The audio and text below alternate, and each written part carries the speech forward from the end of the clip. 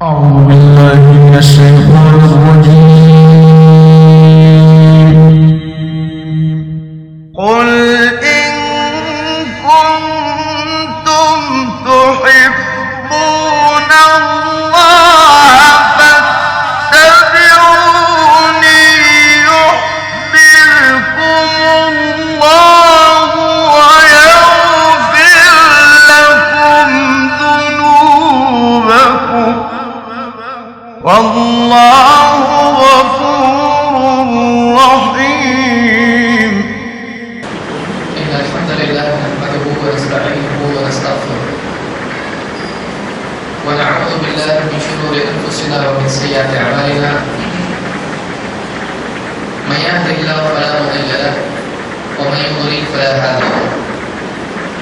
وأشهد أن لا إله إلا الله وحده لا شريك له وأشهد أن محمدا عبده ورسوله. أما بعد فإن خير الحديث كتاب الله وخير الهدي هدي محمد صلى الله عليه وسلم وشر الأمور محدثاتها وكل محدثة بدعة وكل بدعة ضلالة وكل ضلالة في النار. قال الله تبارك وتعالى: بسم الله الرحمن الرحيم. ألم تر كيف فعل ربك بأصحاب الفيل ألم يجعل كيدهم في تضليل وأرسل عليهم طيرا أبابيل. میرے محترم دینی بھائیوں اور قابل احترام اور بہنوں، سورۃ الفیل ایک بہت ہی مختصر سی سورت ہے، لیکن اس میں اہل ایمان کے لیے اللہ کی طرف سے امید اور ہمت اور حوصلہ افزائی ہے۔ پچھلے درس میں ہم نے دیکھا پہلی 2 آیتوں میں اللہ تعالیٰ نے یہ بات بیان کی ہے کہ حق کے خلاف طاقت استعمال کرنے والوں کو اللہ تعالیٰ کس طرح سے فنا کرتا ہے۔ اللہ تعالیٰ نے پہلی آیت میں فرمایا: أَلَمْ تَرَ كَيْفَ فَعَلَ رَبُّكَ بِأَصْحَابِ الْفِيلِ۔ اس میں اللہ تعالیٰ نے اشارہ کیا 2 چیزوں کی طرف، ایک دشمن کی قوت کی طرف اور دوسرے اللہ تعالیٰ کے ان کے معاملے کی طرف، کہ آنے والے کوئی معمولی لوگ نہیں تھے، آنے والے بہت طاقت والے تھے، ہاتھی والے تھے۔ بجائے اس کے نام کے اللہ تعالیٰ نے اس کی قوت کا تذکرہ کیا۔ وہ ہاتھی لے کر آیا تھا جس کا نام محمود تھا، لیکن وہ ایک ہاتھی نہیں تھا بلکہ 13 ہاتھی تقریباً تھے۔ مفسرین نے اور اہل سیر نے، تاریخ بیان کرنے والوں نے یہ ذکر کیا کہ تقریباً 13 ہاتھی انہوں کے ساتھ تھے۔ تو اللہ تعالیٰ نے ان کی قوت کا تذکرہ کیا، ان کے تعارف کیا۔ کیا تم نے دیکھا نہیں اللہ تعالیٰ نے ہاتھی والوں کے ساتھ کیا کیا، اور بتایا کہ کچھ ان کے ساتھ کیا ہے، کس نے؟ اللہ نے۔ لیکن اللہ کے تعارف کے طور پر اللہ نے فرمایا: أَلَمْ تَرَ كَيْفَ فَعَلَ رَبُّكَ۔ کیا آپ نے نبی آپ دیکھا نہیں آپ کے رب نے کیا کیا ہے؟ یہاں اس بات کی طرف اشارہ ہے کہ آپ دعوت کے دور میں اپنے مخالفین کی قوت سے متاثر نہ ہوں، بلکہ آپ کا محافظ وہ ہے جس نے اپنے گھر کی حفاظت کے لیے غیبی طریقے سے مدد کی، اور رب آپ کا ہے آپ کی حفاظت کرنا، آپ کی تربیت کرنا، آپ کو آگے پروان چڑھانا، ذاتی طور سے، مادی طور سے، ہر اعتبار سے یہ اس کی ذمہ داری ہے۔ وہ آپ کا محافظ ہے، اب وہ آپ کا رب ہے۔ یہاں پر خاص طور سے نبی صلی اللہ علیہ وسلم سے اللہ کا تعلق بتایا گیا کہ آپ کا رب، حالانکہ رب دشمنوں کا بھی ہے، کفار مشرکین کا بھی ہے، سب کو پیدا کرنے والا، کھلانے پلانے والا وہی ہے، لیکن یہاں بتایا گیا آپ کا، جس سے اشارہ یہ دیا گیا کہ آپ کے ساتھ اللہ رب العالمین کا خصوصی تعلق ہے۔ جو آپ کو تکلیف دے گا وہ رب کے ساتھ دشمنی مولنے والا ہے۔ الم تر کیف فعل ربک باصحاب الفیل، کیا آپ نے دیکھا نہیں کہ اللہ تعالیٰ نے عادی والوں کے ساتھ کیا معاملہ کیا؟ الم یجعل کیدہم فی تضلیل، کیا ان کی چال کو اس نے ناکارہ نہیں بنا دیا؟ تضلیل ضلع سے ہے بھٹکا دینا، گمراہ کرنا، ناکام بنا دینا۔ جیسے کوئی آدمی تیر مارے، وہ چاہتا ہے کہ تیر نشانے پہ لگے، لیکن ہوا آ کے اس کے تیر کو دوسری طرف لے جائے تو تیر نشانے پر نہیں لگا، یعنی مقصود حاصل نہیں۔ تو جب بھی کوئی چال چلتا ہے، جب بھی کوئی مکر اور کید اور خداع کرتا ہے، اس کا ایک ٹارگٹ ہوتا ہے، وہ ساری سیٹنگ اس ٹارگٹ کے اچیومنٹ کے لیے کرتا ہے۔ اللہ کی طرف سے ایسے مکر و فریب کرنے والوں کے لیے معاملہ یہ ہے کہ اللہ تعالیٰ ان کی چالوں کو بھٹکا دیتا ہے، ان کی چالوں کی سواری منزل تک نہیں پہنچ پاتی ہے، بھٹک جاتی ہے۔ تیر مارا کہیں تھا، لگا جاتا کہیں اور کبھی ایسا ہوتا ہے کہ وہ چال خود اس پر آ پڑتی ہے جو چال چلنے والا ہوتا ہے۔ یہ سب سے خطرناک چیز ہے جس کو ہم کہیں گے کہ قبر کھودنے والا خود اس میں جا سکتا ہے، دوسرے کے لیے قبر کھودی اور خود ہی اس میں جا پڑا۔ اللہ تعالیٰ کا اکثر معاملہ یہ ہوتا ہے جس میں دو چیزوں کا اظہار ہوتا ہے، ایک اللہ تعالیٰ کے علم اور حکمت کا کمال کہ اللہ کیسی ترکیب بناتا ہے کہ ترکیب اللہ کے خلاف بنانے والا اس کا شکار ہو جاتا ہے۔ دوسرے اللہ تعالیٰ کی قدرت کہ اللہ تعالیٰ کتنا قادر ہے کہ دشمن کو، اللہ کے مخالف کو، دین کے مخالف کو پھیر کے برابر اسی کے کڑے میں گراتا ہے۔ اللہ کی حکمت اور اللہ کی قدرت دونوں کا اظہار اس چیز میں ہوتا ہے کہ حق کے خلاف چال چلنے والے اسی میں مبتلا ہو جاتے ہیں، اسی کے شکار ہو جاتے ہیں۔ اسی لیے اللہ نے فرمایا الم یجعل کیدہم فی تضلیل، قید کے معنی ہوتے ہیں بہت سوچی سمجھی سازش، لیکن اللہ کا معاملہ یہ ہے کہ اللہ تعالیٰ دشمن کی چال کو ضائع کر دیتا ہے۔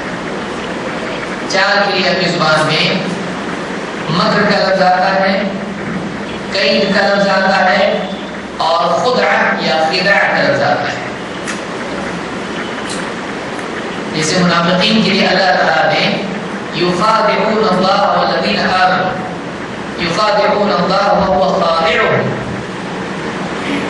اللہ نے کہا کہ یہ ان المنافقین یخادعون اللہ وهو خادعهم، منافقین اللہ سے چال بازی کرتے ہیں لیکن خود اللہ تعالیٰ انہیں دھوکے میں رکھے ہوئے ہیں، اللہ کو دھوکہ دینے کی کوشش کرتے ہیں لیکن خود اللہ تعالیٰ انہیں دھوکے میں رکھے ہوئے ہیں کہ وہ نہیں جانتے کہ ہم جو دھوکہ کر رہے ہیں وہ دکھائی دے رہا ہے نا، لیکن اللہ تعالیٰ جس طرح سے ہماری پکڑ کرنے والا ہے وہ پکڑ ہم کو دکھائی دے رہی نہیں۔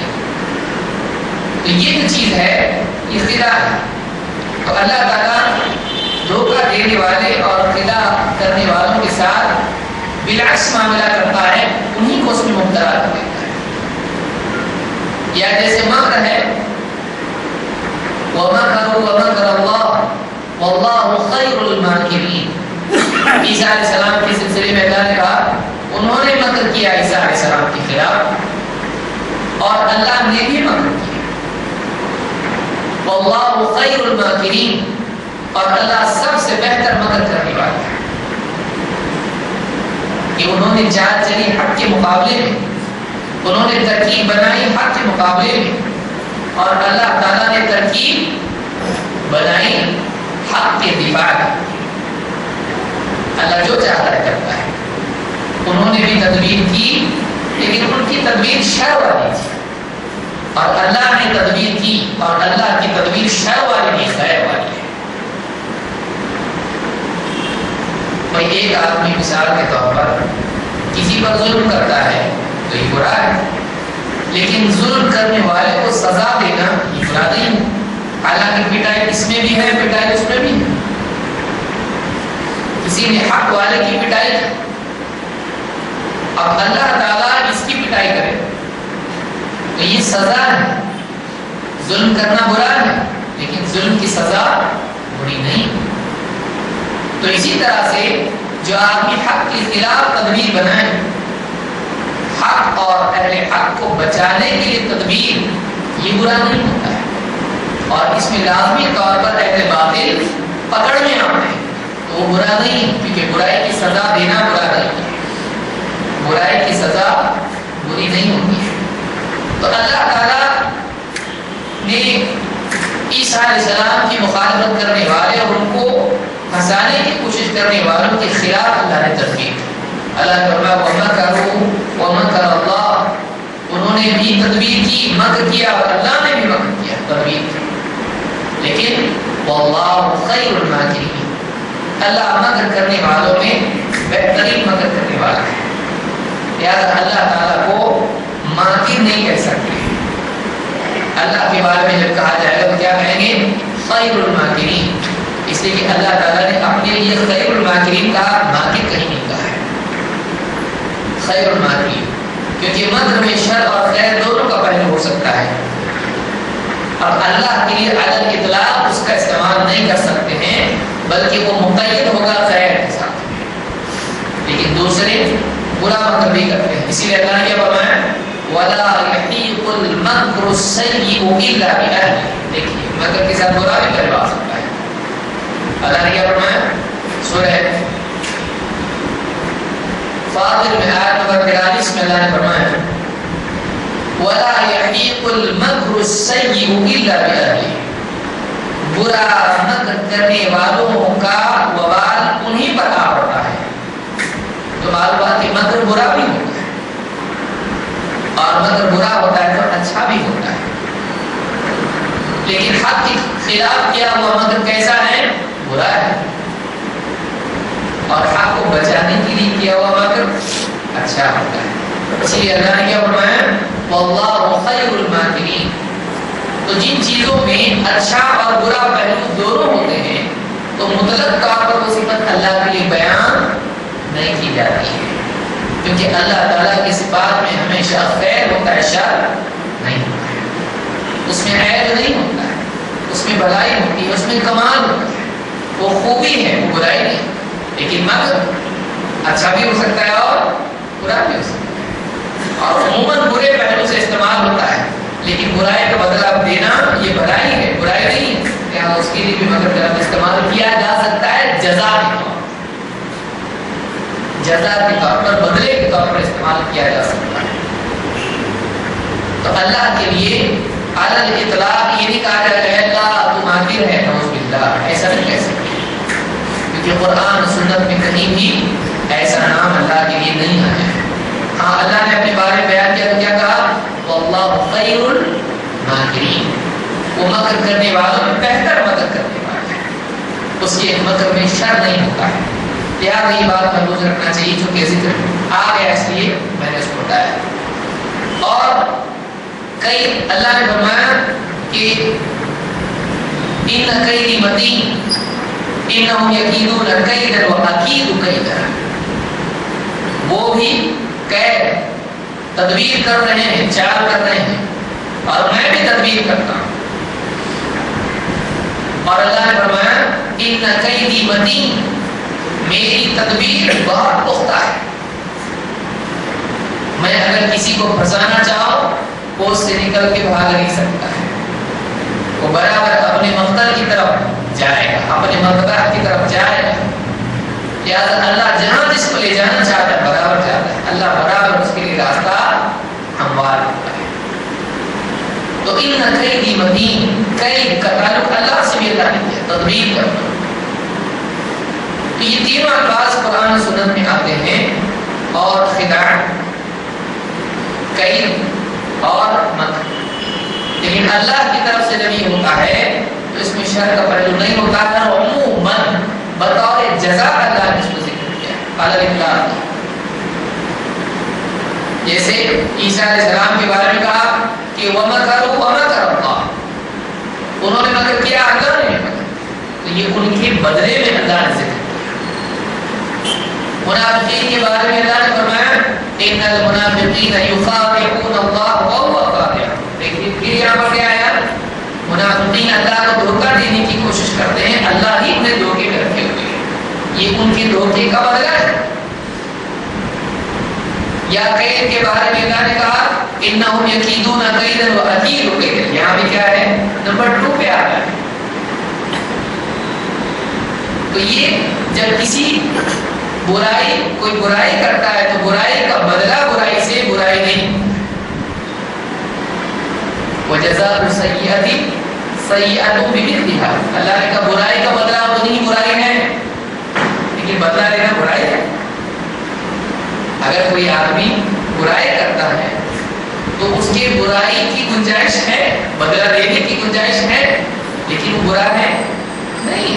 بدلہ لینا برا ہے نہیں، لیکن اللہ نے اس کے لیے لفظ کیا استعمال کیا؟ سیئہ، برائی.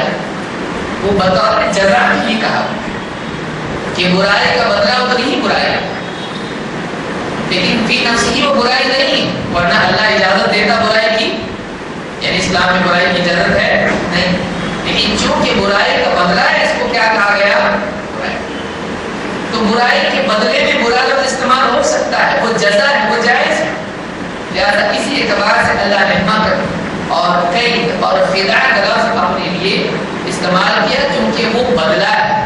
وہ فی نفسی برا نہیں ہے، لیکن وہ برائی کے بدلے میں اس لیے اللہ نے اس کو استعمال کیا. تو یہاں سے ابراہیم نے چال چلی. کیا چال چلی؟ وہ چاہتا ہی تھا کہ اللہ کا گھر لوگوں کا مرکز نہ رہے اور مرکز بن جائے اس کا بنایا ہوا کلیسا اس کا گرجا ہو. اور وہ چاہتا تھا کہ ڈھا دے اللہ کی.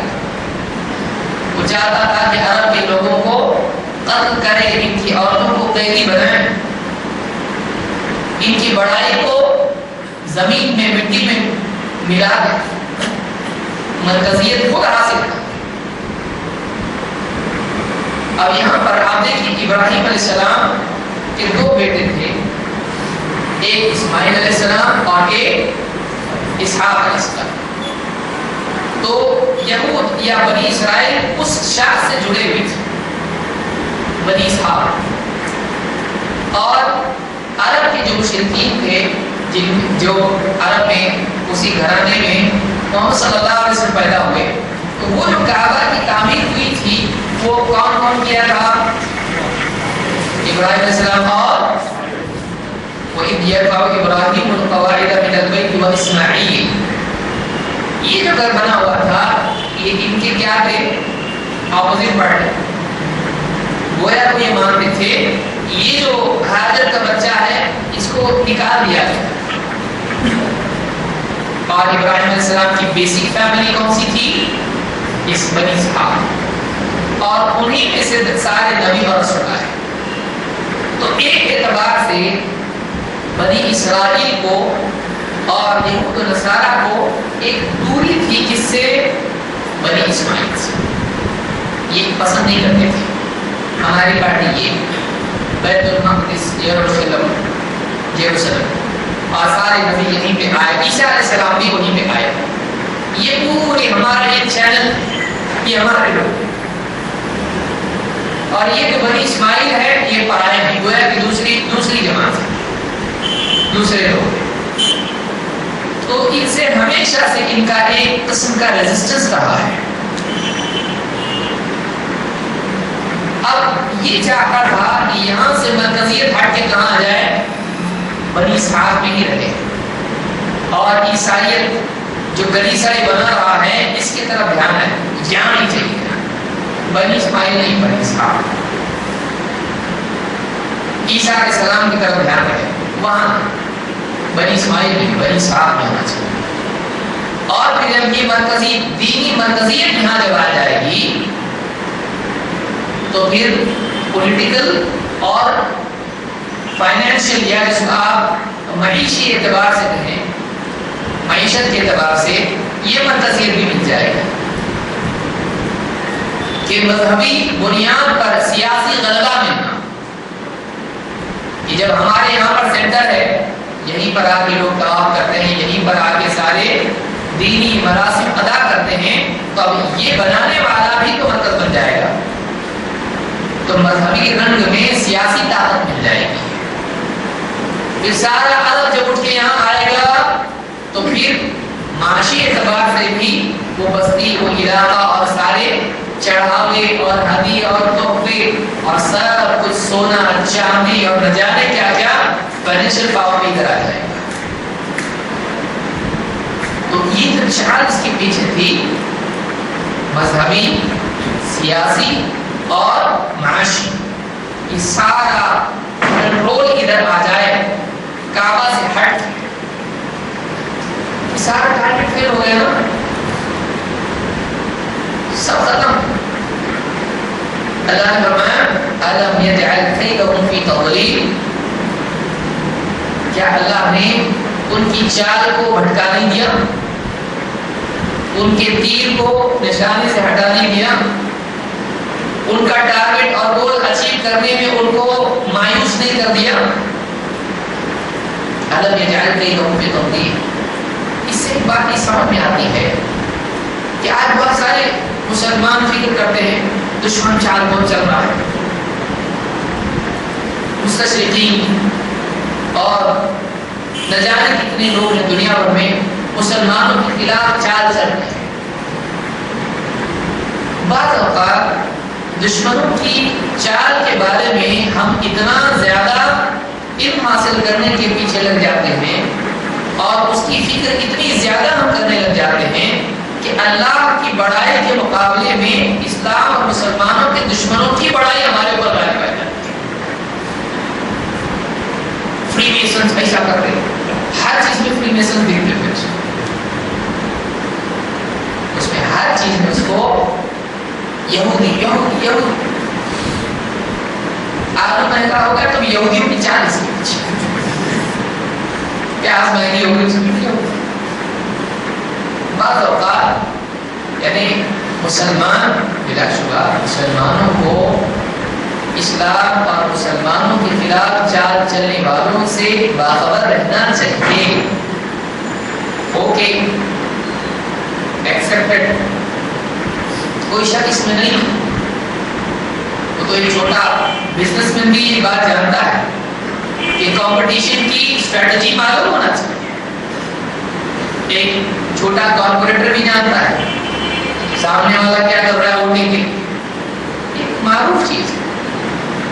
لیکن بعض اوقات ہمارے ذہنوں پر دشمن دشمن دشمن، اسلام کے دشمن امریکہ اور فلانا روس اور چین اور نہ جانے کون دشمن، اتنا زیادہ ہمارے ذہنوں پر ان کی خفیہ تدبیریں سازشیں ہیں، اتنا زیادہ بعض اوقات ہمارے ذہنوں پر ان کی چالوں کی کامیابی ہو جاتی ہے کہ ہم بعض اوقات اپنی دینی ذمہ داری، اللہ کی بڑائی، آخرت اور اللہ کی قدرت اس کو بھول جاتے ہیں،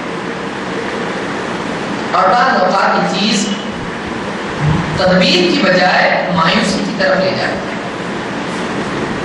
یا بعض اوقات یہ چیز فرسٹریشن اور اگریشن کی طرف لے جاتی ہے۔ دن بھر یوٹیوب پہ ہر چیز میں آپ دیکھ رہے ہو یہ فری میسنز، صبح سے شام تک وہی، ہم کیا کر رہے ہیں، ہم کیا کر رہے ہیں، کیا کر رہے ہیں، تم کیا کر رہے ہیں۔ عالمی سطح پر جو بھی ہو رہا ہے بلا شبہ اسلام اور مسلمانوں کے مٹانے، انہیں ذلیل کرنے، ان کے حقوق چھیننے اور ان کو کمزور کرنے، آپس میں لڑانے، حکومتوں کو توڑنے، معاشی اعتبار سے ان کو پچھڑا ہوا بنانے، ایجوکیشن میں ان کو برباد کرنے اور نہ جانے کتنی چیزیں، ان کی بچیوں کو بے دین کرنے، ان کے نوجوانوں کو ڈرگ ایڈکٹ کرنے، فلموں میں کھپانے، اور کچھ ہے۔ نہیں ایسا نہیں ہے، لیکن بعض اوقات دشمن کی چال اتنا پڑھتا، اتنا دیکھتا، اتنا سوچتا کہ اللہ کی قدرت بھول جاتا ہے کہ تو انسان اپنے پر لیتا ہے، ہم کو کچھ کرنا پڑے گا، اور پھر کیا کرنا پڑے گا؟ اسٹریٹجی انہیں کی بڑی مسئلے کے حل کے لیے حل شرعی دینی اسلامی ہو، پھر وہی طریقہ کار جو یہی یہودی اور نصرانی اور نہ جانے مشرکین ان سے ملے ہوئے ہیں، انہی طریقوں سے پھر واپس کو اصلاح لانا چاہتا ہے۔ یہ قصہ صحیح ہوا ہے، وہی انشن، آندولن، مورچے اور وہی طریقہ کار فرانس کا انقلاب، ایران کا انقلاب اور اٹلی کا اور نہ جانے کس کا۔ پھر آپ دشمن کے دفاع کے لیے، دشمن سے بچنے کے لیے، اپنے دفاع کے لیے آپ پھر اسی جال میں گئے نا۔ یہ نہیں سوچا تو نے کہ تو نے پڑھا ان کی تاریخ، تو نے پڑھا ان کے ریولوشنز کو، ان کی چالوں کو سب پڑھا، اور ان کی چالوں سے بچنے کے لیے تو نے جو حل ڈھونڈا وہ بھی تو انہی کی چالوں کا ایک حصہ ہے۔ تو نے بیماری کے علاج کے لیے پھر اور ایک انجیکشن دیا، وہ بھی بیماری والا پوائزن۔ آج یہ حال حکومت مسلمان کا ہے۔ یہ جو مسائل ہیں یہ اپنی جگہ برقرار ہیں، اس کی ایک مثال جو کئی عرب ممالک آج ٹوٹے دشمن کے، یہ امریکہ کے پکڑ ہیں، ٹھیک ہے بھائی ہے، ان کو ہٹانا ضروری ہے، اسلامی انقلاب لانا ضروری ہے، عرب سپرنگ، اس کو ہٹائے، اس کو ہٹائے، اس کو ہٹائے، اس کو ذلیل کر کے مار ڈالے، اس کو قتل کیے، اس کو پبلک میں رسولی دے دیے، کیے نا، ہوا۔ اب کیا؟ آپ کس کے ہاتھ میں ہے؟ آپ پکڑ کے ہاتھ میں نہیں ہے، آپ اوپر گئے اس کے ہاتھ میں۔ کیا یہود و نصارہ سے آزاد کر دیا ہم اپنے ملک کو؟ کیا واقعی وہاں غیر اسلامی عناصر ختم ہو گئے؟ کیا واقعی وہاں علم کی ترقی ہو گئی؟ مسلمان خوشحال ہو گئے کہ ہر ایک کو دیکھو مسکرا رہا ہے؟ مسلم بچیوں کی، عورتوں کی عزت محفوظ ہوئی؟ ایجوکیشن میں مسلمان آج آگے بڑھے؟ مسلمان کا گھر مٹی سے ہٹ کے آج بہت اچھا اعلیٰ بلڈنگ بن گئی، جو تھا وہ بھی تو آج کھنڈر بنا کے رکھ دیا ہے۔ کیا أَلَمْ يَجْعَلْ كَيْدَهُمْ فِي تَضْلِيلٍ؟ آج دکھائی دے رہا کہ ہم ان کی چالوں کا شکار ہو گئے۔ انہوں نے ہمارے حکمران جیسے بھی تھے بگڑے ہوئے، ان کو ہٹوا کے انہوں نے ایک دم اپنا آدمی رکھ دیا۔ اب ان کا دخل چلے گا۔ اب ہمارے پاس جو تھا، ہماری مٹھی بھر چیز ہمارے پاس تھی، وہ بھی ہماری نہیں ہے۔ اب کیا ہے ہمارا؟ میں ان حکمرانوں کے حق میں نہیں ہوں جو غیر اسلامی طریقے سے اپنے ملک کی حکومت اور جو بھی ذمہ داریاں نبھاتے ہیں، میں ان کا سپورٹ نہیں کرتا ہوں۔ میں یہ کہہ رہا ہوں کہ ان کو ہٹا کے ہم نے کیا بڑا کام کیا؟ ان ملکوں کو ولنریبل سچویشن میں ڈال دیا ہے۔ وہاں پہ کوئی بھی آگے کچھ بھی کر سکتا ہے، وہاں پہ سول رائٹس اور سول وار ہم نے کھڑا کر دیا۔ آج دشمن کے لیے دخل اندازی زیادہ آسان ہے، اگر زیادہ آسان ہے۔ آج لوگ زیادہ خوشحال ہیں، اگر خوشحال ہیں۔ کل کم خوشحال تھے، آج خوشحالی کے لیے ترس رہے ہیں۔ آج کتنے بھی زبانوں سے آتا ہے وہی اچھا ہے، جیسا بھی تھا اپنا گھر تو تھا کر سکتا۔ آج کتنے مسلمان کل غلط حکمرانوں کے دور میں اپنے گھروں میں رہتے تھے، آج تم نے حکمرانوں کو ہٹا دیا، آج ریفیوجی کیمپس میں پہنچا دیا۔ کیا دیا؟ کیا دیا؟ کل کم سے کم ان کا اپنا بزنس تھا، اپنی دکان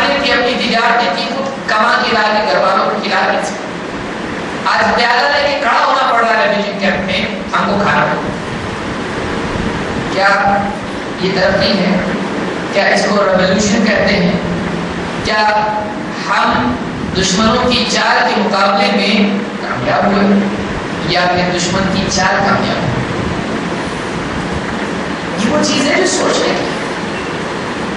تو آج بہت سارے لوگ جو دشمن کی چال کے بارے میں سوچتے ہیں وہ اللہ کی قدرت کے بارے میں اتنا سوچتے ہیں کیا؟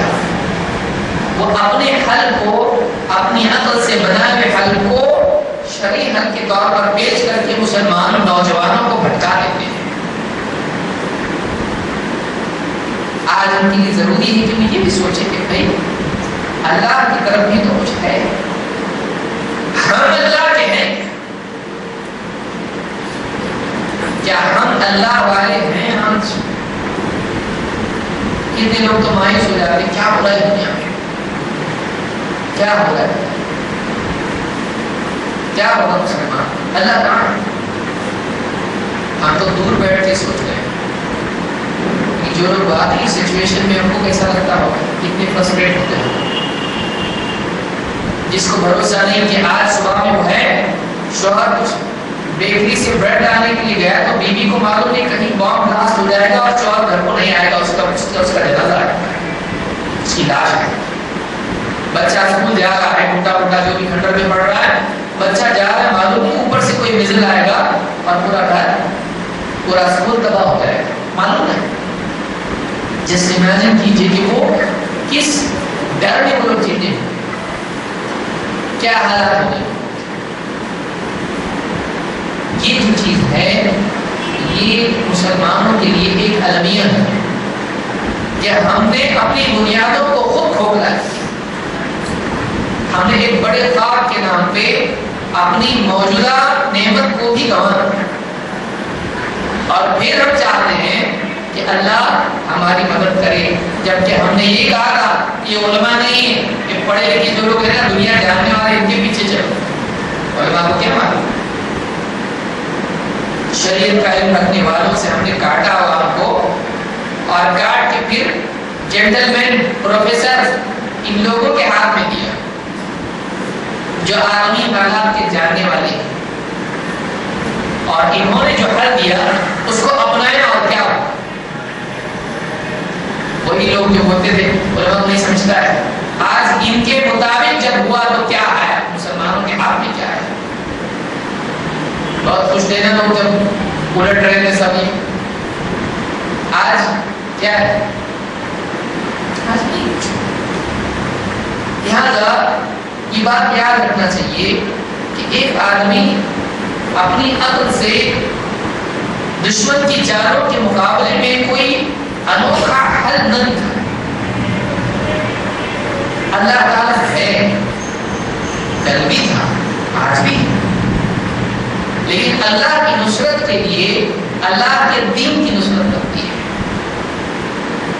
اللہ تعالیٰ کیا فرماتا ہے، ان تنصروا اللہ ینصرکم ویثبت اقدامکم. اگر تم اللہ کی مدد کرو گے اللہ تمہاری مدد کرے اور تمہارے قدموں کو جمع دے. ان ینصرکم اللہ فلا غالب لکم. اگر اللہ تعالیٰ تمہاری مدد پر آ جائے، اگر اللہ تعالیٰ تمہاری نصرت کرے تم پر کوئی غالب نہیں آ سکتا. کون سے قرآن میں یہ کوئی قرآن چینج نہیں ہوا؟ پھر کیوں مغلوبیت ہے، پھر کیوں یہ حالات ہے؟ کہیں کو ایسا لگتا ہے کہ اللہ کی مدد نہیں آ رہی. اللہ کی مدد کیوں نہیں آ رہی ہے؟ کہیں دیکھیے اللہ کا تو قصور نوز ملتا نہیں ہے اس میں. اللہ تعالیٰ کی قدرت میں کوئی کمی ہوئی نہیں. اللہ کو معلوم نہیں پڑ رہا انفارمیشن فرشتے نہیں پہنچا رہے، ایسا ہے. ہماری دعائیں راستے میں کہیں اور چلی جا رہی نہیں پہنچ رہی اللہ، ایسا ہے. اللہ کے علم میں کوئی نقص نہیں ہے. اللہ کو کسی کے بتانے کی ضرورت نہیں ہے. اللہ سب جانتا ہے، اللہ سب کچھ کر سکتا ہے. کھوٹ ہمارے اندر چاہے ہم مانیں یا نہ مانیں، کہیں نہ کہیں کھوٹ ہمارے اندر ہے. ہم نے اپنی ذمہ داریوں کو نہیں نبھایا. اللہ کے نبی صلی اللہ علیہ وسلم تو فرماتے ہیں تم ضرور بضرور آپس میں ایک دوسرے کو بھلائی کی تاکید کرو، برائی سے روکو، ورنہ ایسا ہوگا ڈر اس بات کا ہے کہ اللہ تم پر کسی ظالم کو مسلط کر دے گا، تم اللہ کو پکارو گے وہ تمہاری مدد نہیں کرے گا،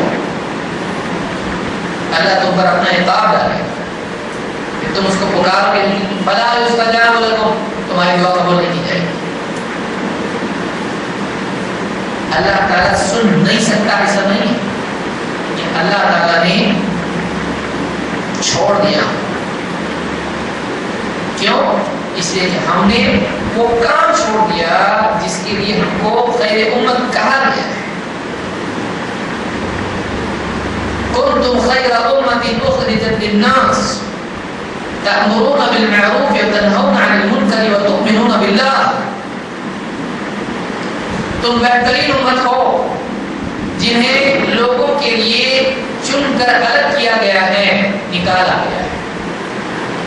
تم لوگوں کو بھلائی کی تاکید کرتے ہو، برائی سے منع کرتے ہو، اور صرف اللہ پر توکل کرتے ہو، اللہ پر ایمان کرتے ہو، اللہ کی بات پر یقین اور اللہ کی ذات پر اعتماد.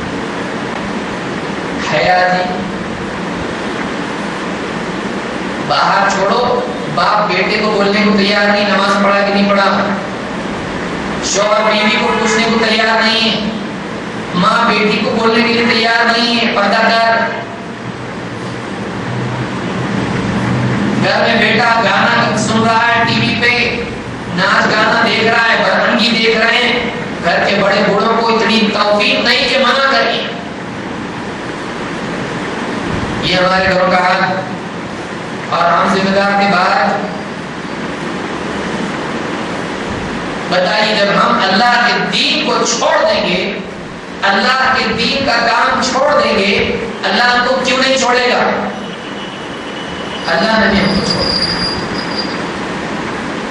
اور یہ حدیث ہے، اللہ کی مدد کنڈیشنل ہے.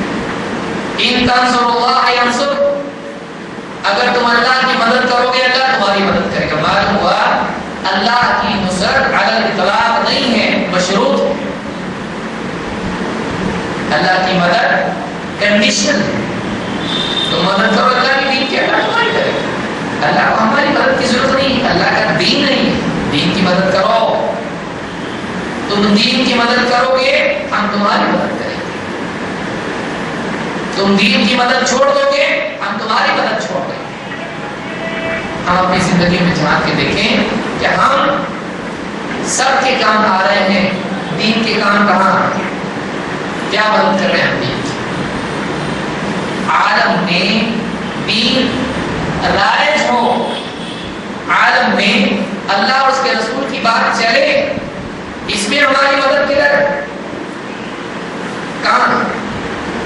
اللہ کا دین دنیا میں پھیلے، زندگیوں میں آئے، میری مدد اس میں کیا ہے؟ میں کہاں اس میں مدد کر رہا ہوں؟ اور میں چاہتا ہوں اللہ میری مدد کرے. اللہ کی مدد مشروط کنڈیشن، ان تنصروا اللہ ینصرکم. تو آپ دیکھیے یہاں پر، اور اللہ کو بچانا ہے تو اللہ بھی لوگوں کے، ہماری بھی ضرورت نہیں ہے. یہ واقعہ بتاتا ہے اللہ کو کسی کی ضرورت نہیں. اگر آپ بھی سوچیں اللہ کو بھی ہماری مدد کی ضرورت ہے، وہ اللہ کو ضرورت نہیں. یہ واقعہ تو بتاتا ہے اللہ کو کسی کی ضرورت نہیں ہے. نہ نبی صلی اللہ علیہ وسلم ہیں، نہ صحابہ ہیں، نہ مسلمانوں کا کوئی رسلہ ہے، نہ مشرکین کی طرف سے کم جو تھے ادھر عرب قریش، ان میں سے بھی کوئی جنگ نہیں. سب جا کے پہاڑ پہ بیٹھے ہوئے، بھائی ہم نے لڑتے، کوئی بھی نہیں، میدان خالی، اللہ کا گھر اکیلا وہاں پہ،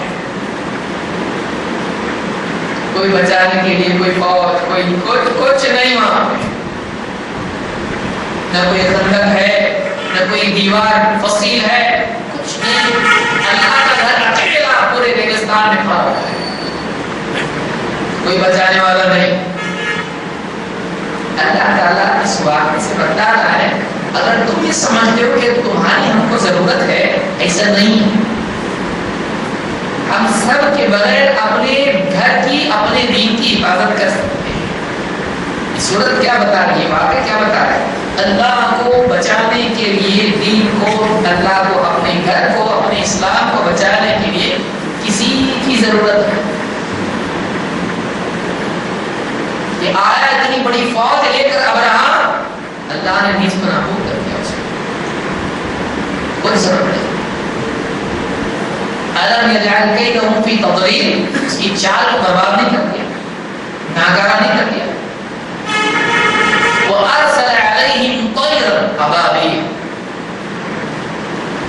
اور ان پر پرندے بھیجے، طیر پرندے، ارسل علیہم ان پر بھیجے پرندے، ابابیل گروہ گروہ۔ ابابیل پرندے کا نام نہیں، بہت سارے لوگ اس میں سمجھتے ہیں ابابیل سے مراد وہ جو عام طور سے ابابیل نام سے پرندہ جانا جاتا ہے، نہیں۔ عربی زبان میں ابابیل کے کیا معنی ہے؟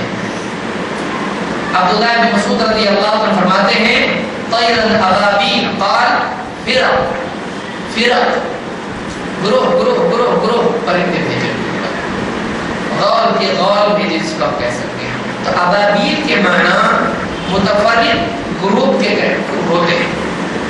ابابیل یہاں بطور نام پرندہ نہیں، کیونکہ طیرن کہہ دیا گیا ہے، پرندے بھیجے ابابیل، تو ابابیل پرندہ بھیجا ایسا نہیں ہے۔ علماء نے کہا، صحابی کہتے ہیں کہ ابابیل کے معنی ہوتے ہیں گروہ گروہ، گروہ گروہ بھیجے۔ تو یہ ابن کثیر نے اس کو ذکر کیا ہے، طیرن ابابیل کا مطلب ہے فرق۔ ابن عباس رضی اللہ عنہ کہتے ہیں طیرن ابابیل کا مطلب کیا ہے؟ ابابیل کے معنی کہتے ہیں یتبع بعضها بعضا، ایک لشکر آیا پرندوں کا، پھر دوسرا، پھر تیسرا۔ ایئر فورس کیسا رہتا ہے، ایک آگے برسا کے چلا جاتا ہے، پھر دوسرا فلیٹ آتا ہے، ایک کے پیچھے ایک کے پیچھے پرندے غور کے غور ان کے اوپر بھیجے۔ مجاہد کہتے ہیں متتابعۃ مجتمعۃ، یعنی جمع اور ایک کے بعد ایک، یعنی پورا ایک ان کا گروپ آتا تھا پرندوں کا، اور پتھر برسا کے چلا جاتا تھا، پھر دوسرا گروپ آتا تھا۔ ایسا نہیں کہ ادھر سے گیا ادھر سے گیا، ایسا نہیں، بلکہ گروپ کے گروپ آتے تھے، پورا آسمان جن سے بادل آیا، اور وہ پورا گروپ آتا تھا، پرندوں کا غور، اور برسا کے پتھر نکل جاتا، پھر دوسرا آتا تھا۔ وَأَرْسَلَ عَلَيْهِمْ طَيْرًا أَبَابِيلَ، آسمان سے، زمین سے تو لے کے آیا اپنی فوج، اتنے دن اور سفر طے کر کے ہاتھی بڑے بھی، تیری ٹکر پہ ہم ہاتھی نہیں بھیجے، تیری ٹکر پہ ہم زمینی فوج نہیں بھیجے۔ اب سامنے آپ دیکھیے، یہاں سے ہاتھی وہاں سے ہاتھی، کم سے کم کمبیٹ ہو تو سکتا ہے، اب نیچے سے کیا کریں؟ اگر ان سے لڑنا چاہے، یعنی اللہ دیکھی کیسا برباد کرتا ہے، سامنے سے ایک فوج اللہ بھیجتا ہے، کیونکہ ان کے پاس بھی ایک فوج ہے، لڑتے ادھر بھی ڈیمیج ادھر بھی ڈیمیج، یہ ون سائڈ ڈیمیج ہے، ڈیمیج تو پھر ایسا ڈیمیج کیا بولے یہاں تو اوپر سے آ گئے تو ہم اوپر جا سکتے سیڑھی لگا کے ان کو، اچھا اوپر ہی نہیں آج ٹھہرے بھی نہیں، اوپر میٹنگ ہو رہی کیا کرنے کا، نہیں، وہ آئے برسائے نکل گئے، آئے برسائے نکل گئے، ایک گیا دوسرا، دوسرا گیا تیسرا، اور ان کے لیے ہائٹ خود ایک بینیفٹ ہے۔ کوئی آدمی بلڈنگ ٹاپ کھڑے ہے، نیچے آپ کا دشمن کھڑا ہے، آپ کو اس کو پتھر مارنے کی ضرورت نہیں ہے، آپ ایک پتھر اوپر سے خالی چھوڑ دیے سوری بول کے، قاعدہ اللہ کا بنایا ہوا ہے، وہ قاعدہ خود اس کے خلاف، فطرت کا جو قانون ہے جو اللہ نے بنایا ہے، وہ قانون اس کے حد میں اس کے خلاف ہو جاتا ہے، تو اوپر سے پرندوں کو کچھ اور طاقت سے مارنے کی ضرورت ہے، اوپر سے خالی وہ پتھر چھوڑ دیا، ہائٹ کے اوپر سے جب پتھر آئے گا وہ بندوق کی گولی کی جیسا مجھے گا. ہائٹ خود ایک پاس اوپر سے دل. بارش کے دنوں میں جب بعض اوقات برف کے اولے برستے ہیں، لوگ جاتے باہر وہ باہر نہیں جانے کا، کیوں؟ سر میں گرا تو زخمی ہو جائے گا، سر تکلیف ہو جائے گی. اور وہ فل سپیڈ کے ساتھ ایکسلریشن کا قانون اور پھر اللہ تعالیٰ کی طرف سے فیصلہ بھی ہے، بالکل ایک دم ڈیمیج ہونا چاہیے. بلٹ کی ساتھ تو نیچے سے کچھ مارے نہیں ویسا بلٹ کی سے زیادہ افسر، لیکن اوپر سے چھوڑے بھی تو کیا ہے بلٹ کی ساتھ.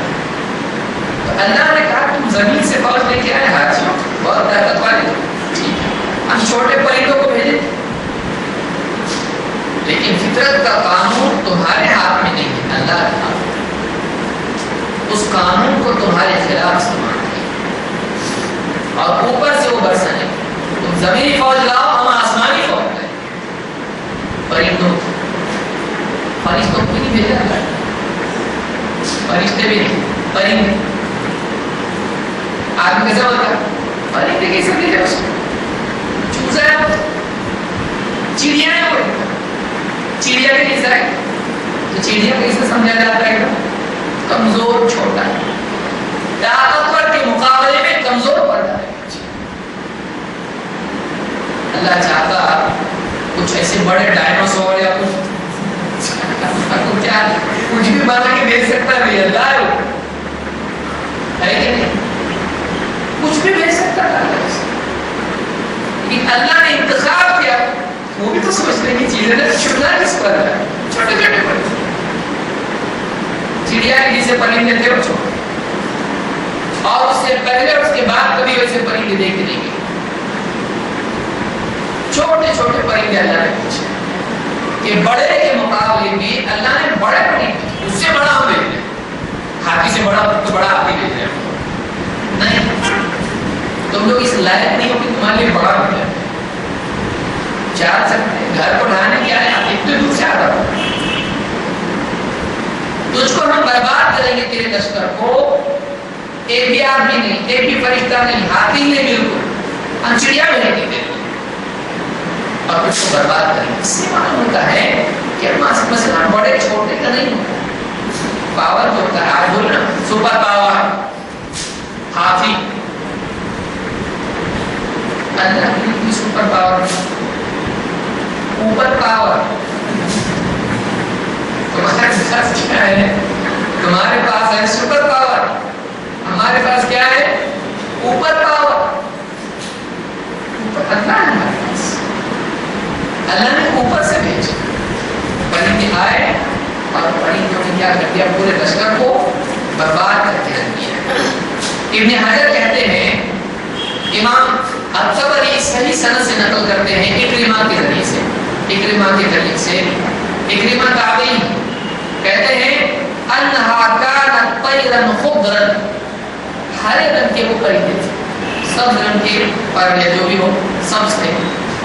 خرجت من البحر، سمندر کی طرف سے نکل کے آئے تھے، سمندر سے آئے تھے. لہا رؤوس کرؤوس السباع، ان کے جو منہ تھے وہ پرندوں کے جیسے نہیں تھے. وہ کیسے تھے؟ بھیڑیے یا جنگلی جانور یا کتے، سباع جس کو کہتے ہیں جو چین پھاڑ کر کے کھاتے ہیں، سباع جنگلی جانور جس کو آپ کہتے ہیں سباع. بھیڑیا، شیر، چیتا، اس طرح کے جتنے کتا، یہ جو جانور ہوتی ہیں سباع میں آتے ہیں، چیر پھاڑ کرنے والے. ان کے منہ ایسے تھے اور چھوٹے چھوٹے پرندے تھے بس. تو یہ پرندے کہاں سے آئے تھے؟ سمندر کی طرف سے آئے تھے. وہ اسپیشل برانچ، اسپیشل ڈپارٹمنٹ کا اسپیشل پرندے تھے جو خاص ان کے لیے اللہ نے چھوٹے چھوٹے پرندے تھے. عبید ابن عمر کہتے ہیں طیر الابابیل کی تفسیر میں ہی طیر سود بحریہ، یہ کالے رنگ کے پرندے تھے جو سمندر کی طرف سے آئے تھے. بحری پرندے تھے، سمندری پرندے تھے. فی منقارها واظافیرها حجاب، فی منقارها وأظافرها الحجاب، ان کی چونچ میں یا ان کے منہ میں اور ان کے پنجوں کے ایک ایک کنکر تھا. ہر ایک پرندہ کیسا تھا؟ ایک اس کی چونچ میں، ایک اس کے دو اس کے پنجوں میں کنکر تھے. کنکر کتنے بڑے تھے؟ وہ مٹر ہوتا ہے، مٹر کے اتنے بس. 3 اس کے پاس گولیاں تھیں، 3 پتھر اس کے پاس تھے، اتنے چھوٹے ہو گئے. پرندے کے ہاتھ میں کیا ہے؟ آپ اتنا بڑا پہاڑ آپ بہت تیزی سے لاؤ گے، پرندہ ہے اس کے اس کے پنجوں میں ایک چونچ میں بس تھا. پورا اس کا ریوالور میں اتنی گولی، گھر مشین میں اس کے کچھ اور نہیں، بس زیادہ ان کی لائبریری اس سے زیادہ ان کی اوقات اس سے زیادہ مڈل ہے. اللہ تعالیٰ نے ان کو ذلیل کیا. دیکھیے اللہ کا کسی کو برباد کرنا، اللہ برباد کرتا ہے، کسی کو ذلیل کر کے اللہ برباد ہے. یہ اللہ کی قدرت دکھائی ہے، کچھ ویلیو نہیں اس کی. اللہ تعالیٰ نے اس کو بے قیمت کر دیا، خریدے بھی ہے اس کو. جب اللہ کسی کو ذلیل کرتا ہے تو بے قیمت کر کے ذلیل کرتا ہے، برباد کرتا ہے. اللہ کے دین، اللہ کا دین بہت بڑا ہے، عظمت والا ہے. اللہ کا گھر عظمت والا ہے. کوئی اس کے خلاف کھڑا ہوتا ہے اللہ تعالیٰ اس کو ذلیل کرتا ہے اور برباد کرتا ہے. اللہ کے دین کی مخالفت اللہ کو پسند نہیں ہے. یہاں اللہ تعالیٰ نے ایسے پرندے بھیجے کہ جن کی چونچ میں اور ہاتھ میں 2 اور ایک 3، ٹوٹل 3 پتھروں کے پاس پتھر کنگریاں تھیں اس کے پاس. حجارۃ من سجیل، قرآن کریم میں وَأَرْسَلَ عَلَيْهِمْ أَبَابِيلَ تَرْمِيهِم بِحِجَارَةٍ مِّن سِجِّيلٍ، ان پر برساتے تھے. رما کہتے ہیں رمی، پھینکنا، چھوڑنا، اوپر سے پھینکتے تھے. حجارہ ترمیم بحجارۃ من سجیل، سجیل کی کنکریاں برساتے تھے. سجیل کے بارے میں حجارۃ من سجیل کہتے ہیں، قتادہ کہتے ہیں ہی من الطین. سجیل کی پتھر کنکریاں کیا مطلب ہے؟ مٹی سے بنی ہوئی کنکریاں. مٹی کو جب آگ میں مٹی کی کنکریاں بنائی جائیں اور آگ میں اس کو تپایا جائے تو مٹی کیا ہو جاتی ہے؟ سخت ہو جاتی ہے. تو بیسیکلی وہ کنکریاں کیسی تھیں؟ مٹی کی تھی، لیکن وہ کیسی تھی؟ تپا کر پتھر بن چکی تھی، سخت ہو چکی تھی. مٹی کو اگر آپ تپائیں کیا ہو جاتی ہے؟ سخت ہو جاتی ہے. برتن آپ جانتے ہیں نا، اینٹیں آپ جانتے ہیں. اینٹ کیا کرتے ہیں؟ پہلے اس کو بناتے ہیں، اس کے بعد کہاں رکھتے ہیں آپ اس کو؟ فریج میں. ہاں، اینٹیں کہاں بنا کے کہاں رکھی جاتی ہے؟ بھٹی. بھٹی میں کیا پڑتی ہے؟ وہ نرم کے ساتھ بھٹی میں سخت ہو جائے. ایک اینٹ سر پہ اینٹ گری تو کیا ہوگا؟ اس کے کور بنانے پڑتے. تو وہ گرمی یعنی آگ میں تپا کر جب مٹی سخت ہو جاتی ہے وہ کنکریاں ہو سکتی ہیں. اس لیے کہتے ہیں یہ من الطین. اور یہی جو تذکرہ آیا ہے سجیل کے حجارہ، سجیل کے کنکریاں، پتھر، یہ لوط علیہ السلام کو کی قوم کو ہلاک کرنے کے لیے بھی اللہ تعالیٰ نے یہی اپنایا تھا. اللہ تعالیٰ قرآن کریم میں سورہ حجر میں یا اور سورتوں میں بھی کہا کہ وَأَمْطَرْنَا عَلَيْهِمْ حِجَارَةً مِّن سِجِّيلٍ، ہم نے ان پر سجیل کی کنکریاں برسائیں. امطرنا لفظ بہت پیارا ہے عربی زبان کے اعتبار سے. امطر، مطر کے معنی کیا ہے؟ بارش. ہم نے ان پر سجیل کی کنکریوں کی بارش. تو بارش پانی کی بھی ہوتی ہے اور پتھروں کی بھی ہو سکتی ہے. تو اللہ تعالیٰ نے ان پر کنکریاں برسائی. ابن کثیر کہتے ہیں کہ سجیل کے معنی کیا ہے؟ کہتے ہیں وہی من فارسی، فارسی حجارۃ من طین. قالہ ابن عباس وغیرہ کہ یہ مٹی کے بنے ہوئے پتھروں کو کہا جاتا ہے. فارسی بھی اس کا لفظ بعض علماء کہتے ہیں کہ سجیل جو لفظ بنا ہوا ہے وہ سنگ گل سے بنا ہوا ہے. سنگیل، سجیل، عربی میں وہ سجیل ہو گیا، ورنہ ہے وہ کیا؟ سنگ اور گل. تو یہ دونوں مل کے سر پتھر کو کہتے ہیں. اور یعنی یہ مٹی سے بنا ہوا پتھر، مٹی سے ہو کے بنا ہوا پتھر. تو یہ سجیل ہے. اللہ نے ان کے اوپر ایسے کنکریاں برسائی، لیکن اس کنکری کا ایفیکٹ صرف یہ نہیں تھا کہ وہ پتھر برسا، اس میں ایک پوائزنس ایفیکٹ بھی تھا. تیر بھی جب آپ دیکھیں، تیر پہلے زمانے میں جب مارا جاتا تو صرف تیر آگے گھستا، ایسا نہیں تھا. تیر کیا کرتے تھے؟ تیر کو زہر آلود کیا جاتا تھا کہ جب تیر مارا جائے گا اور جا کے گھسے گا تو خون کے دوران میں وہ جو تیر ہوگا، اس کے جو سلا ہوگا، اس سے کیا ہوگا؟ جا کے گھسنے سے زہر پورے خون میں مکس ہوگا، دل میں پہنچے گا اور آدمی کا گوشت سڑے گا اور آدمی مرے گا. یہی ایفیکٹ ہوا ان کنکریوں کا.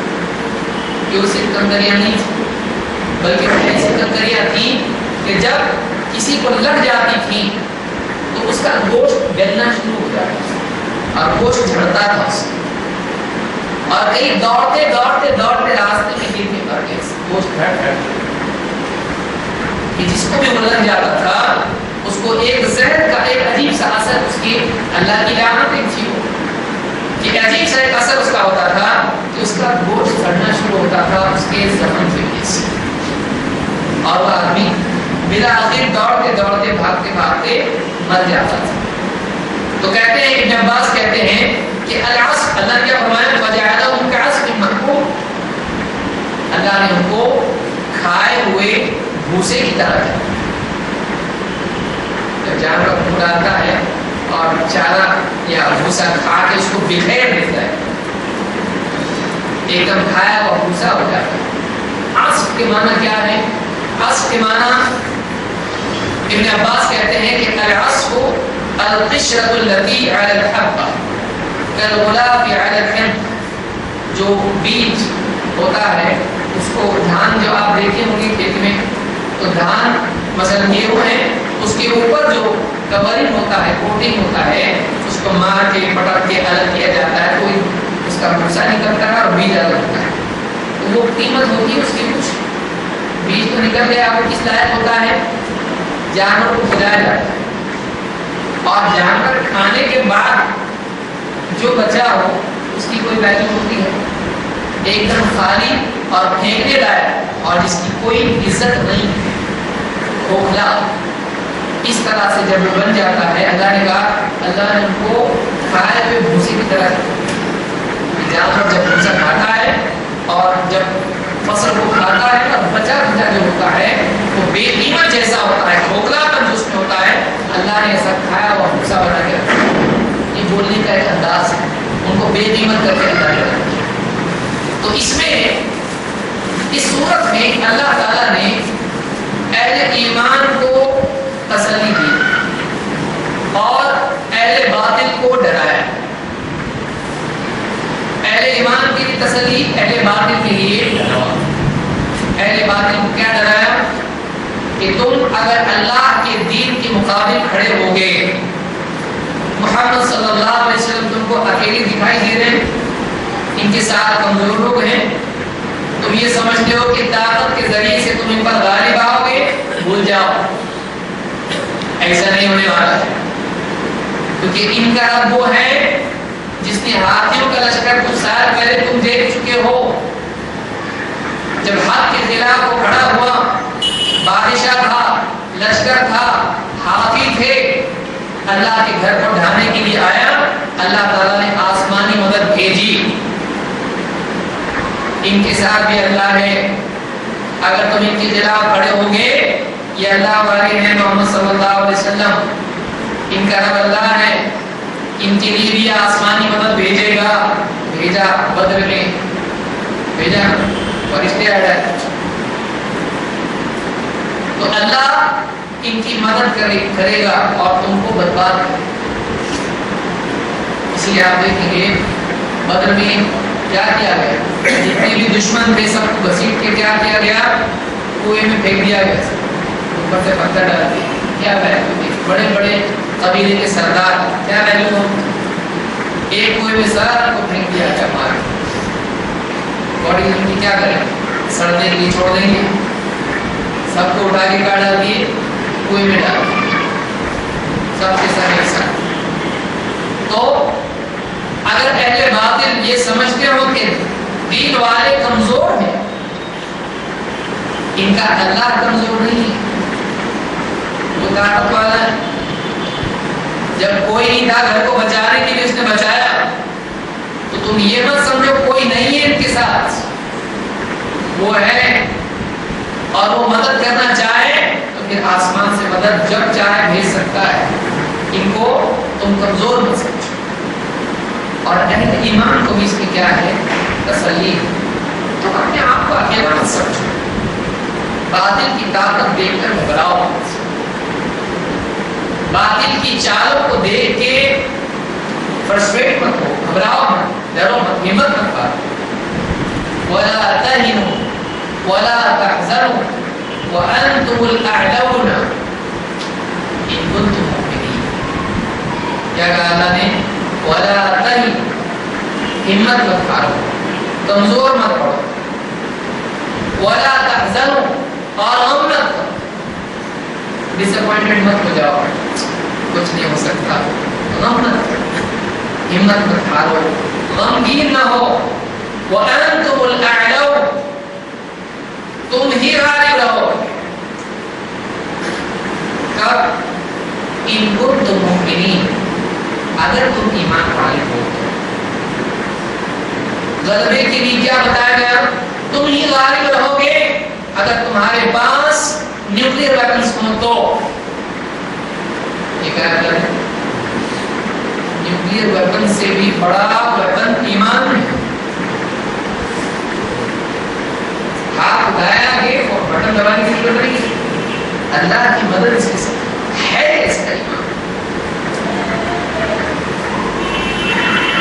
وَأَنْتُمُ الْأَعْلَوْنَ إِن كُنتُم مُؤْمِنِينَ، تم ہی غالب رہو گے اگر تم ایمان والے، بشرطے کہ تم ایمان والے ہو۔ تو اللہ نے غلبے کے لیے کیا بتایا ہے؟ ایمان۔ پھر ہمارے بھولے بھالے بھائی کیا بولتے ہیں؟ کب تک توحید کب تک ایمان؟ ہم کو کچھ کرنا چاہیے، باطل کے تعلق سے ہم کو سوچنا چاہیے، پہلے یہ تو سوچ کہ ایمان ہے کہ نہیں۔ آج جو ہماری دعوت ہے کہ آج مسلمانوں کے عقیدے کی اصلاح، ان کا ایمان صحیح ہو جائے، اللہ کے بارے میں اس کا ایمان صحیح ہے، درگاہوں پہ سر رگڑ رہا ہے، جوشی کے سامنے بیٹھ کے ہاتھ دکھا رہا ہے، اور اپنے بچوں کے گلے میں رات کو ڈرتا ہے تو ریچھ کے بال باندھ رہی ہے، قبروں پہ جا کے دیے جلا رہی ہے، ناڑے باندھ رہی ہے، پیڑوں کے طواف کر رہے ہیں اولاد کے لیے، اس کو دھاگے باندھ رہے ہیں۔ اللہ کی ایمان یہ ہے۔ آخرت کے بارے میں مسلمان کہہ رہا ہے کہ مرا تھا دادا جان واپس آئے، یہاں دادا فلاں ہفتے میں موت ہوئی، یہاں گھر کے اندر پوتا پیدا ہوا، کیا بول رہے؟ دادا جان آئے، دادا یہ عقیدہ ہے کہ مرا ہوا واپس آ رہے ہیں۔ اب دادی کیا بولنا اس کو؟ پوتا بولنا کیا؟ میاں جی بولنا، کیا بولنا اس کو؟ یہ عقیدہ مسلمان، خدا نے اس کی آتما بھٹک رہی ہے، یہ مسلمان کا عقیدہ۔ آخرت ایک تو پیلر صحیح پکڑے، بولے فلانا ایکسیڈنٹ ہو گیا تھا نا، وہاں اس کی آتما بھٹکتی ہے، جو بھی جاتے ہیں ان کو ہاتھ دکھا کے بلا، یعنی وہ مرا ہوا دنیا میں گھوم رہا ہے، اور قرآن بتا رہا ہے وہ بھی وہاں ان برزخ الی یوم یبعثون، ان کے آگے آڑ ہے قیامت کے دن تک جس میں اٹھایا جائے گا۔ تقدیر کے بارے میں مسلمان ہو رہا ہے میرے ستارے گردش میں ذرا دکان نہیں سکتے، ستارے گردش میں تقدیر کا عقیدہ نہیں ہے، یہ عقیدہ ہے مسلمان۔ رسول کے بارے میں کیا ہے؟ بھر دے جھولی میں لیا محمد، سایہ ہے کہ نہیں ہے، بشر نہیں تھے اور حاضر ناظر ہیں، عالم الغیب ہیں، رسول کے بارے میں بھی تو کون سا عقیدہ صحیح ہے؟ کوئی ایک پلر تو ہو. کیا حال ہے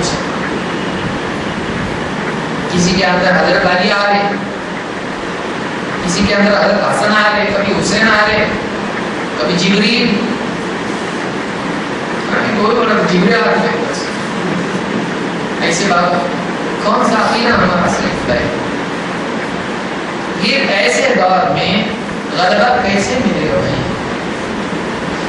اللہ کا وعدہ کس کے ساتھ ہے؟ وَأَنْتُمُ الْأَعْلَوْنَ إِن كُنتُم مُؤْمِنِينَ. تم ہی غالب رہو گے بشرطے کہ تم مومن ہو. پھر وہ لوگ جو لوگوں کے ایمان کی اصلاح کی کوشش کریں, ان کی توحید کو نکھارنے کی کوشش کریں, عقائد کے بگاڑ کو دور کرنے کی کوشش کریں, ان کے بارے میں یہ بولنا کہ اسلام کے غلبے, مسلمانوں کے غلبے کے لیے کچھ نہیں کر رہے, جھوٹ ہے کہ نہیں؟ ارے بھائی تیرا سب کر کے بھی تو نہیں غلبہ ہوا نا. اللہ نے غلبے کے لیے کیا بتایا ہے؟ ایمان. تو وہ کہاں کر رہا؟ ہم وہ کر رہے ہیں کہ اللہ نے بتایا کہ ایمان والے صحیح معنوں میں ایمان والے, ورنہ ان کو تم مومنین. اللہ نے قرآن میں اسے کیا فرمایا؟ ان میں سے اکثر لوگ ایمان لانے کے باوجود بھی مشرک ہیں. وَمَا يُؤْمِنُ أَكْثَرُهُم بِاللَّهِ إِلَّا وَهُمْ مُشْرِكُونَ. مشرکین اللہ کو مان کے بھی مشرک, ایمان لا کے مشرک. آج کتنے مسلمان آج ایسے ہی ہیں کہ نہیں؟ لہذا ایمان کی اصلاح کرنا یہ ضروری ہے. یہ چھوٹا کام نہیں ہے, یہ غلبے کے لیے استعداد مسلمانوں کی بنا, اس کی بغیر غلبہ نہیں ہے. اور خود نبی صلی اللہ علیہ وسلم کو دیکھیے نا, آپ نے کیا کیا مکہ میں جب آپ نے نبوت کا اعلان کیا اور 5-6 مسلمان جب بنے تو کیا کیا؟ ہتھیار کی فیکٹری ڈالے. کیا کیا بتائیے؟ اور چیز نام نشان نہیں. 13 سال کوئی فوج بنایا آپ نے؟ کیوں نہیں؟ کیا ظلم وہاں نہیں ہو رہا؟ حضرت بلال پر ظلم نہیں ہو رہا؟ حضرت عمار پر نہیں, حضرت یاسر پر نہیں, حضرت خباب پر نہیں, حضرت ابو ذر کو نہیں پیٹا جا رہا, حضرت سمیہ کو قتل نہیں کیا جا رہا, ظلم نہیں ہو رہا نا وہاں پہ. کون سی فوج بنایا اللہ کے نبی صلی اللہ علیہ وسلم؟ سامنے سے جا رہے ہیں, آپ کے سامنے تکلیف دی جا رہی ہے حضرت عمار, حضرت یاسر کو, اور آپ کہہ رہے ہیں صبرن آل یاسر, اے آل یاسر صبر کرو, ان موعدکم الجنہ, تمہاری جنت کا وعدہ ہے. وہاں کیا ہے؟ بزدل نوز ملنا, فکر نہیں امت کی. کیا ہو رہا ہے؟ ایمان کی توحید کی دعوت. یہی وہ چیز ہے جو سارے غلبے کی چابی ہے. یہ نہیں تو کچھ نہیں, یہی وہ چیز ہے, اس کی بغیر کچھ نہیں.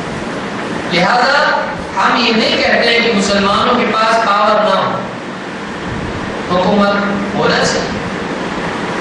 مسلمانوں کے پاس حکومت کے پاس فوج ہونا چاہیے, ٹیکنالوجی ہونا چاہیے, سائنس ہونا چاہیے, ایجوکیشن ہونا چاہیے, سب ہونا چاہیے. ایمان نہیں ہونا چاہیے. اس کے بغیر وہ مسلمان ہے کیا؟ سب ہونا چاہیے اور ایمان کے معاملے میں اور ہونا چاہیے. یہ وہ اصل ہے جو ہونا چاہیے. اس صورت میں بات ہوتی ہے اللہ تعالیٰ کی قدرت کے آگے کوئی نہیں چل سکتا. دوسرا سوال ہے قدرت آج کہاں نہیں ہو قدرت سے؟ آج کیوں نہیں؟ وہاں کوئی نہیں رہ کے ہماری مدد آ رہی, یہاں ہم لوگ چلا رہے کبھی مدد نہیں آ رہی. کیوں؟ وَأَنْتُمُ الْأَعْلَوْنَ إِن كُنتُم مُؤْمِنِينَ. تم ہی غالب رہو گے بشرطے کہ تو مومن. آج ہم نے ایمان کی دعوت, ایمان کی کوشش چھوڑ دی. آج ہم چھلکوں میں لگے ہوئے ہیں, وہ بھی ڈھنگ سے نہیں کر رہے, وہ بھی ڈھنگ سے نہیں, خالی ٹیبل ٹاک. اور یہ سمجھتے ہیں کہ اللہ کا دین غالب ہوگا. نہیں ہوتا. باتیں کرنے سے نہ فصل اگتی ہے نہ پھل پیڑ کو لگتا ہے، نہ کچھ اور ہوتا ہے، کچن میں کھانا بنتا ہے۔ چلو بریانی کی بات کریں گے، بنتی بریانی، کام کرنا پڑتا ہے۔ آج ہمارے ہاتھ میں جو کرنے کا کام ہو یہ نمبر 1 مسلمانوں کی ایمانی حالت کو ہم اچھا بنائیں۔ 2 آج وہ لوگ جو اسلام کے دشمن ہیں ان تک اسلام کا امن کا پیغام، اسلام کی دعوت کو پہنچائیں تاکہ وہ بھی ایمان میں داخل ہو جائیں، ان کی قوت اور ان کی طاقت، ان کی صلاحیت بھی مسلمانوں کو۔ 2 کام کرتے ہیں، باقی کام اس کے علاوہ ہے، لیکن یہ اصل کام ایجوکیشن، یہ ٹیکنالوجی سب ہے، یہ اصل ہے، یہ اصل ہے، اس کے بغیر کچھ نہیں، اس کے بغیر کچھ نہیں۔ اس کی سمجھ ہم کو اگر اللہ تعالیٰ دے دے تو بہت بڑی نعمت ہے۔ لہٰذا ہمارا کام ہی ہے ہم یہ سوچیں ہم اللہ کی مدد چاہتے ہیں، ہم کو اللہ کے دین کی مدد کرنا پڑے گا۔ اللہ کے دین کا کیا کام ہے؟ اللہ کے بندوں کو اللہ سے جوڑنا، یہ کام اللہ کے دین کا کام ہے۔ زندگیوں میں اللہ کا دین آئے، اس کے لیے اگر ہم مدد کر رہے ہیں اللہ ہماری مدد کرے گا، نہیں تو نہیں۔ اب یہی وہ کام ہے کہ لوگوں کو دینی دروس میں لانا، ان کو دین سمجھانا، پروگرامز کرنا، ان میں لوگوں کو بلانا، لوگوں کے پاس جانا، لوگوں کو بٹا کے قرآن سکھانا، دین سکھانا، اسلام کی باتیں سکھانا، لوگ بگڑ رہے ہیں ان کو سدھارنے کی کوشش کرنا، شرابی کو شراب سے روکنا، جواری کو جوئے سے روکنا، شرک میں جانے والے کو اس سے نکالنے کی کوشش کرنا، یہ کام ہے، یہ کام ہے۔ بیٹھ کے غالب فری میسنس ایسا کر رہے اور فلانا یہودی ایسا کر رہے، تو ہم کیا کر رہے ہیں حضرت؟ خالی باتیں کر رہے ہیں، نہیں چلتا ایسا، نہیں چلتا ایسا۔ اس کے لیے کچھ کرنا پڑتا، اس کے لیے کچھ کرنا پڑتا۔ لہذا یہ کرنے کا کام ہے، اللہ اس کی سمجھ ہم کو عطا فرمائے۔ تو یہ جو اس صورت میں ہم نے سیکھا وہ یہ کہ اللہ کو کسی کی ضرورت نہیں، ہم کو اللہ کی ضرورت ہے، اور اللہ تعالیٰ مدد کرنا چاہے تو غیبی طریقے سے کرتا ہے بغیر کسی کی مدد لیے، اور باطل کتنا بھی طاقتور ہو اللہ کے مقابلے میں نہیں ٹھہر سکتا ہے۔ اللہ بڑی طاقت کو چھوٹی طاقت سے برباد کر سکتا ہے اگر اللہ چاہے تو۔ زمین کی طاقت کو آسمانی طاقت سے اللہ برباد کرتا ہے اگر اللہ چاہے تو۔ لہٰذا ہم کو مایوس نہیں ہونا چاہیے۔ وہی اللہ جو ابراہ کے وقت تھا آج بھی ہے کہ بندہ اللہ ایک وہی ہے نا۔ اللہ بوڑھا ہوتا، اللہ کمزور ہوتا ہے؟ نہیں، اللہ وہی اللہ ہے، اللہ کے یہاں کوئی کمزور نہیں، وہی صفات، وہی قدرت، وہی علم، وہی غلبہ، سب اللہ کا راج ہے۔ ہم بدل گئے، اللہ نہیں بدلا۔ کون؟ اللہ بدلا، اللہ نہیں بدلا، ہم بدلے، ہم بگڑے۔ اس لیے اللہ کے فیصلے میں ہمارے ویسے ہیں، ہم سدھر جائیں اللہ کے فیصلے ویسے ہیں۔ اللہ تعالیٰ ہم سب کو سمجھ عطا فرمائے، اور ایمان والوں کی بھی امید اس میں ہے کہ اللہ تعالیٰ جب چاہے باطل کو ہلاک کر سکتا ہے، اور باطل کو ملنے والی مہلت سے دھوکے میں نہیں آنا چاہیے، اور مایوس نہیں ہونا چاہیے، گھبرانا نہیں چاہیے۔ بعض اوقات باطل کو یمن سے مکہ تک آنے دیتا ہے اور مکے میں آ کے اس کو برباد کرتا ہے، تو بعض اوقات مہلت باطل کو ملتی ہے، لیکن اللہ تعالیٰ برابر اس کی پکڑ کرتا ہے۔ آدمی کو چاہیے کہ وہ اپنا کام کرے، اللہ اپنا کام کرے گا، ہم اپنا کام کریں۔ اور وہ یہ ہے کہ ہم کو دین کی دعوت لے کر عالم میں پھیلنا چاہیے، اور اپنے ماحول کو اچھا بنانے کی پوری طاقت لگانا چاہیے۔ ہر آدمی کا عقیدہ صحیح ہو، ہر آدمی دین پر ہو، اللہ کے حکموں پر چلنے والا بنے، یہ کرنے کا کام ہے۔ اللہ تعالیٰ اس کی توفیق کو عطا فرمائے۔ اقول هذا واستغفر